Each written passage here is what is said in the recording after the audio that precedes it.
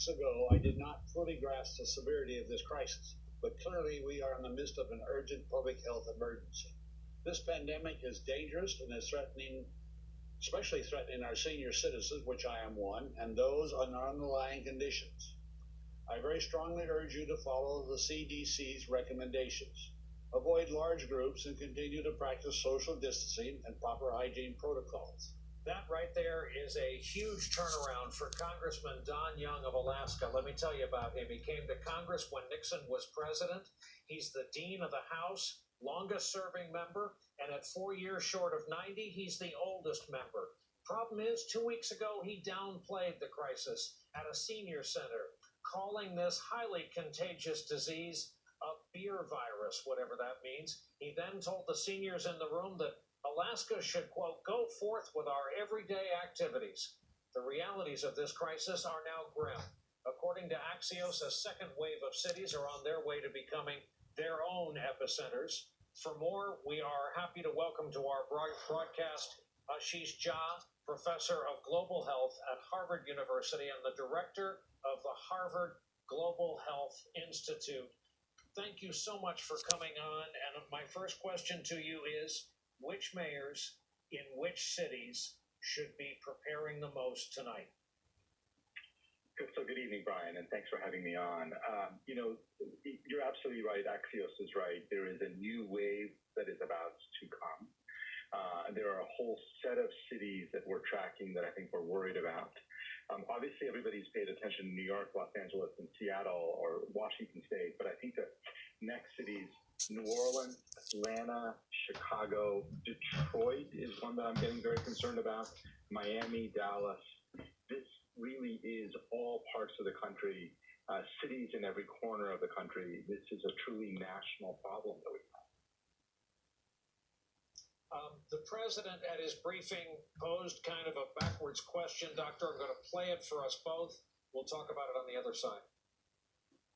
Whatever they want to call it, you can call it germ, you can call it a flu, you can call it a virus, you can even call it many different names. I'm not sure anybody even knows what it is. Doctor, what do you call it? I call it a virus. It's a coronavirus. Look, we do know what it is. It's a coronavirus. And you can't call it the flu, or if you did, you'd be wrong. But it's all right. Look, it doesn't, in some ways, at the end of the day, matter what you call it. It's a virus. It's an infection. It's very serious. And it is hurting Americans tonight and will for the weeks and months ahead. And the truth, as I read it, Doctor, is we have no clue exactly how many Americans have it because we lost so much time on testing. People keep sending me items about Abbott Labs, a new 5-minute test for coronavirus. Bosch in Germany, a new 90-minute test for coronavirus. Are you confident all of this will enter into our supply chain and we can start to get testing online? Yeah, so look, Brian, the good news here is we're making progress. Obviously, we wasted a lot of time, but we are making progress. And we're up to about 100,000 tests a day. Still not as many tests as we need to be doing for a country our size, but progress. And I'm hopeful that these new tests will become part of our tools. And I'm hopeful that in the weeks ahead, they will become regularly used. But boy, we lost a lot of time getting ready for this pandemic, and we really are suffering for that lost time. Doctor, finally, a consumer question that's probably beneath the pay grade of a Harvard physician. For Americans who need to go out this weekend, who need to be out with other people, who have got to go shopping for food because there's no other way it's going to get into the house, are they going to be okay if they follow what we've now learned are the social distancing rules and all shoppers give each other leeway? Yeah, so Brian, look, I think they are, and I think if people just exercise caution, give people space, if you want to be extra cautious, wipe down the cart a bit with a disinfectant wipe, wash your hands as soon as you get home, as soon as you put the food away. Those are, I think, good things that are going to keep people safe.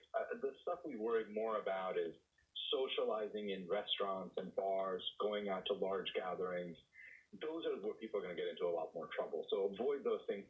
We have to get our groceries. We have to go to the pharmacy, do those things that they're part of living our lives. Ashish Jha. I know it's late on a Friday night after the week we've had. It's an honor to have you on. Thank you very much for being free to talk with us and join us here tonight, Doctor. Coming up for us.